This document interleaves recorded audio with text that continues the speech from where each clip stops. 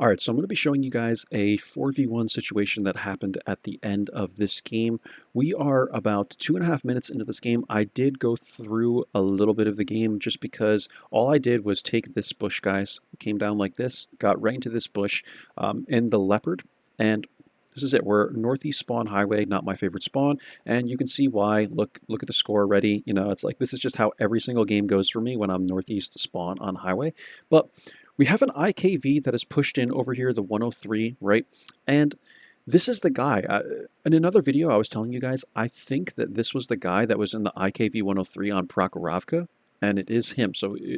This guy, I've seen him a lot at Tier 5 recently, Roots AS Dog. So he's in the IKV 103. He also plays that STRV, like autoloader, I think, or whatever it is, at Tier 5 or 6. But I've been seeing him a lot since I've been trying to mark this tank. And he's pushed in over here, and I believe I'm about to take this shot, but I wanted to kind of give you guys an overview of what's going on. Again, we're down 4 tanks and 2,000 HP. From what I can see, some of these people are out of my render range, but that's what we have. And we've taken this position. We don't even have any spotting to show for it. I went to the same bush in a game before this, and I did like 2,000 something spotting from this bush. So again, guys, every game is different. You never know if a particular position is going to work, and this is a perfect example of it. I wish I can show you that game, but every game is different, and it just depends on where your support is, if they're actually going to shoot their guns, and like the support just isn't really here, man. Like it really isn't. I think the Panzer started giving me a little bit of spotting damage. I can't recall, guys. I honestly cannot recall. So we're just going to go ahead and play this video. And this is where I start to move. So I run out of here. I take 2 shots in the IKV. I have a feeling that I'm going to be lit here just because the AMX is also over here. I don't know if he has the view range to spot me from taking that shot, or if the bushes just weren't going to be enough to, you know, stay dark shooting the IKV, but we did shoot kind of through the bushes there. And now I'm in a situation where I want to retreat because I feel like if I can get away from here, if I can get away, which I barely can, right? T67 spots me as I'm coming out, I think. I'm trying to get away, or ELC actually does. So there's another ELC that moves. I'm getting hit here by the T67. I'm trying to turn my tank the best I can. The Tier 3 mobility system, I was running that. Luckily, that helped me a little bit getting out of here because this tank is kind of sluggish. We're taking shots here. I'm able to hit the ELC once on the move by some miracle at like 450 meters away, but we hit him. And we got out of this situation. It was not looking good, man. It's a very dicey situation. But we got out of here, and now I can proceed to kind of, in a way, carry this game, right? Because I know that we only have the northeast portion of this map. That's how that's what happens every single time I play at this from this spawn.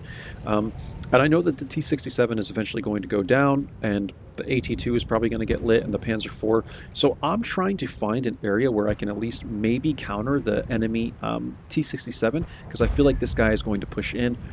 Or if the ELC decides to come around like this, you know, maybe. I'm just trying to find somewhere I can go, and this is honestly the best spot I can see.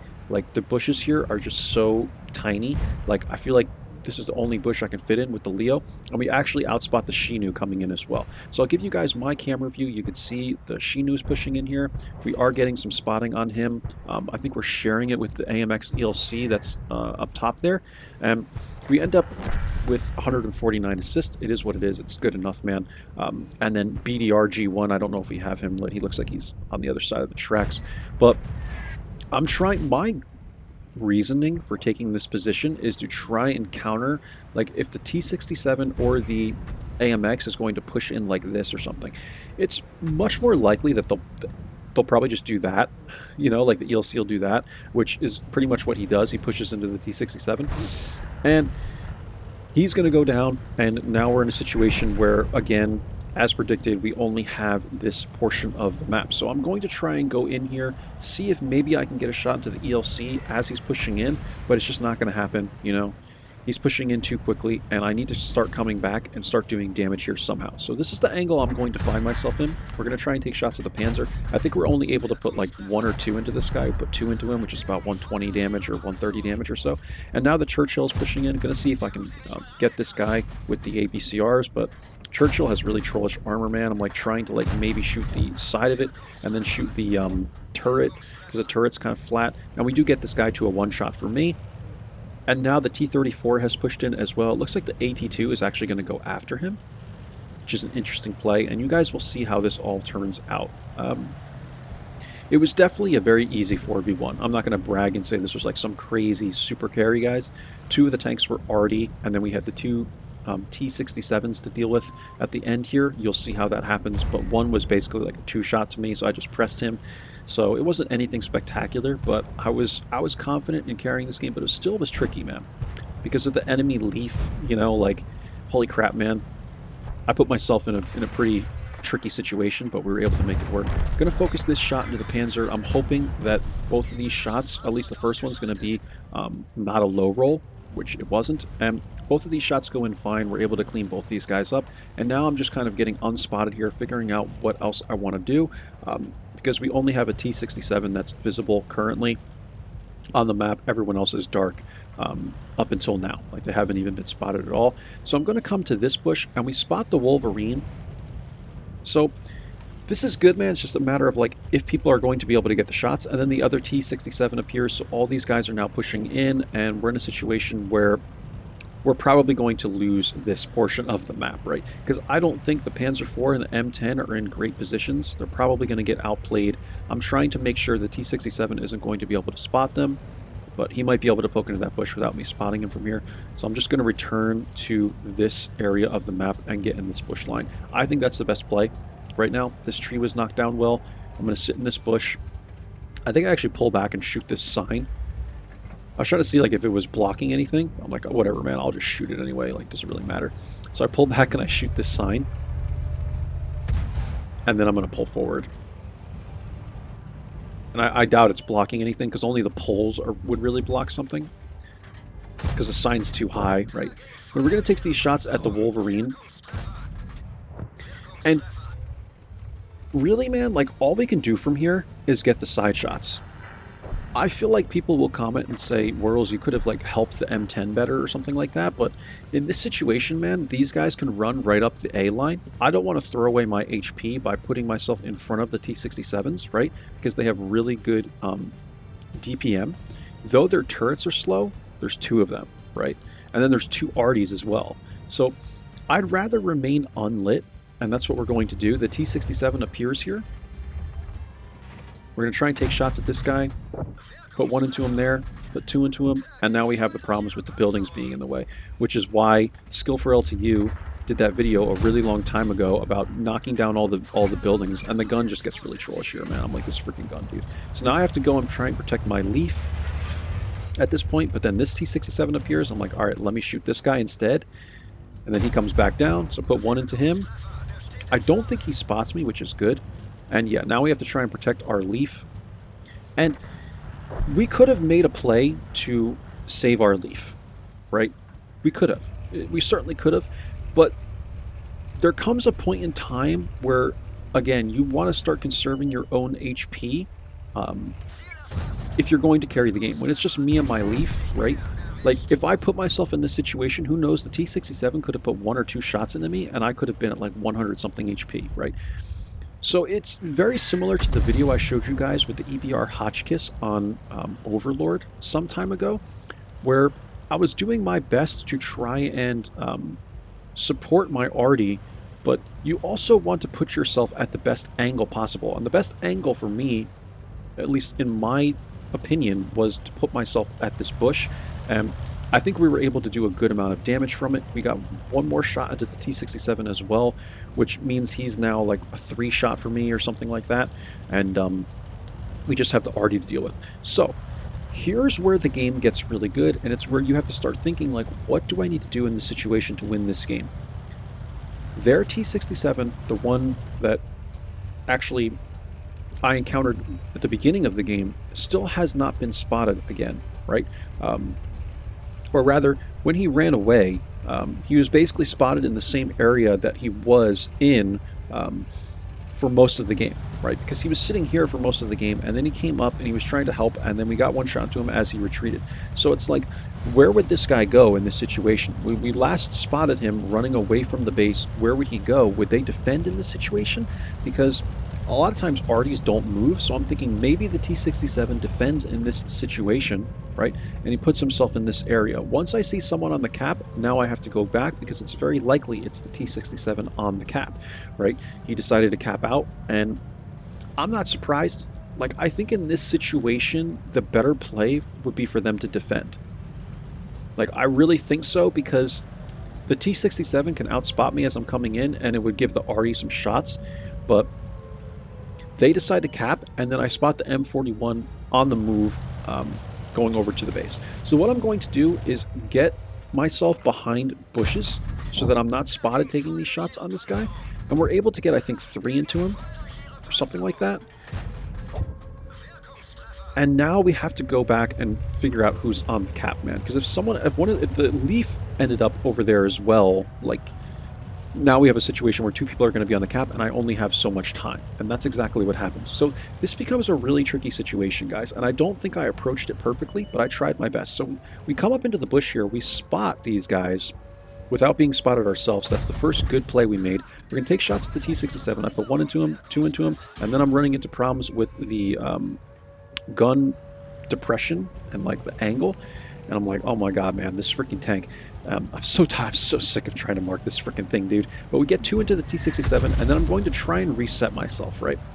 I want to now poke up in a different area so that these guys don't really know what to expect. So I'm going to poke up in this area, like this. And now we have to try and put shots into the Leaf, because we only have 20 seconds, right? So I see the Leaf, but then I see the M41. I'm like, let me clean up this guy. First shell misses, because it's so trollish. We clean up this guy, and now it's a situation where the Leaf and the T-67 were actually the ones on the cap, and I have to shoot the Leaf, right? I have to shoot the Leaf to reset the cap because we only had like 11 seconds, so I'm going to shoot the Leaf. I'm going to pull back down. I'm thinking about resetting myself, but look, here's the thing, guys, and I'm going to pause for this. We only have 20 seconds. The Leaf hits me in the track here. We have 20 seconds. I could try and do something like this, right? But at this point, it's like, do I even have the time to do that, right? Do I have the time to run back around like this and get a shot from behind these guys? If it was just the Leaf on the cap, I would absolutely do this. But the T-67 is sitting behind these buildings, which is perfect for me, because you would think the T-67 would want to pull out and try and take shots, but he's a one-shot. So it's good we got the shots into him. But he's sitting behind these buildings, so he actually doesn't have a shot on me, and we're able to basically one-on-one, 1v1 the Leaf. But I don't think I have the time to make this play. So now I have to poke on the Leaf, or I have to do something where I just run in like behind these buildings and try and give myself hard cover. But then it's like I'm kind of at a disadvantage because I have to poke this, and the Leaf could like pre-aim one of these corners or something. So all these things are going through your mind. Again, I don't think I played this perfectly, but you will see how I'm able to carry this. Instead, what I decide to do, because there's only so much time left on the cap and we have to start going after the T-67 at some point, I just decide to poke up. I get a little lucky maybe with the auto lock on the second shot, but I'm just going to take the chance and, you know, basically shoot the Leaf twice and hope that he doesn't pen me, right? Or shoot me again. So I'm going to come around the corner here. At this point, I have the HP to use against the T-67. If we were both one-shots, this would have been a different story.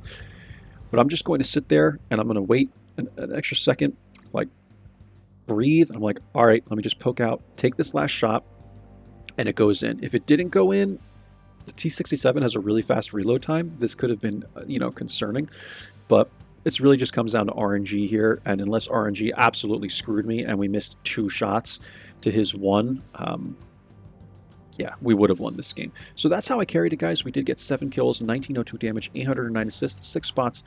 I hope this is all informative to you. Again, you never know what players are going to do. I just noticed they had a speed limit sign here. That's actually kind of cool.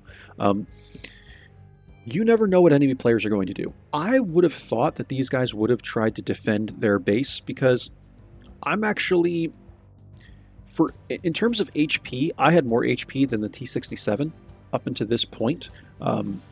And the 2 arties decided to go on the move, so I guess that's why the T-67 went for cap. But in my opinion, I feel like it would have been much better for them to defend, because the T-67 could have spotted me as I came up, and then it gives the arties shots as well, and I think they would have been more at an advantage.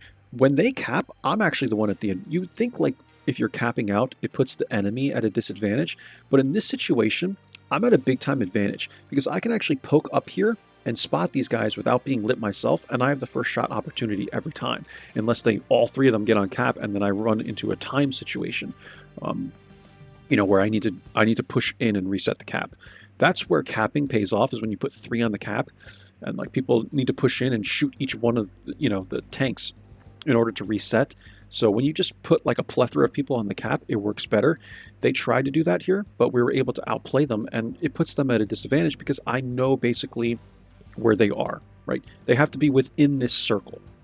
So that's why I feel like a lot of times people don't cap, and I don't think capping pays off most of the time, because you're giving away your position, right? And then as a light tank player, it's easy to go, all right, well, how do I approach this? How can I approach this? Maybe I might be able to come this way, spot these guys from here. Maybe I can come around like this, and like, I don't know. You could just look at it, guys, like look at it. Can I maybe come around like this onto this corner and poke on this corner? Could I come up, you know, right here like I did? Go into this corner. Can I maybe poke like right at the very edge here? You know, something like that. And if these guys are sitting like over here, then I might even be able to sneak into this bush line. Maybe. It's very unlikely, but it's possible. So you guys see what I'm saying? Like, you are the one at the advantage, because you have so many avenues, you know, to approach from, basically. And these guys don't know where you're going to come from, because you're a light tank, you have the mobility. So you have all these avenues, like all these different approaches you can make, and the enemy just has to basically wait and see where you're going to poke up from. And they're still on the cap, like in the wide open, right? So it also depends on how the cap is made. Like if there's bushes on the cap, that will help, because then you won't be spotted. So, but for the most part, I would say on most maps, capping is really not the way to go. It really isn't, unless the situation calls for it. Like you have a heavy tank that you can't face, and you know he won't make it to the cap in time. Things like that, guys. But I really wanted to emphasize that to you guys. I'm not saying never cap, but more times than not, it's not the right call. You know, it's definitely not the right move to make. So 1902 damage again, guys. 809 assists, 7 kills. We got Top Gun Mastery for this one. Here is the team score. T-67 on our team played pretty well. Our Leaf played pretty well. But yeah, we were the ones that were going to carry this game. Like, I had to buckle down and play this game smart and play this game well in order to get the win here. And I knew that was going to be the case once it was a 4v1, right? It's like, all right, man, like, I feel like I maybe could have done a little more to help my arty again. But it's like, you have to try and put yourself in a position that's going to be the best for the team overall. And anyone could say, oh, Whirls, well, you let your arty die. But it's like, then I would have been right in front of a T-67, right? And then I would have had to run around him, and then who knows, the other T-67 could have came in. So I think the way we approached this was pretty good, because we're able to keep ourselves at a distance, get a good amount of shots into the arty as he's pushing in, rush the T-67 when he's alone, and then dive back out, you know.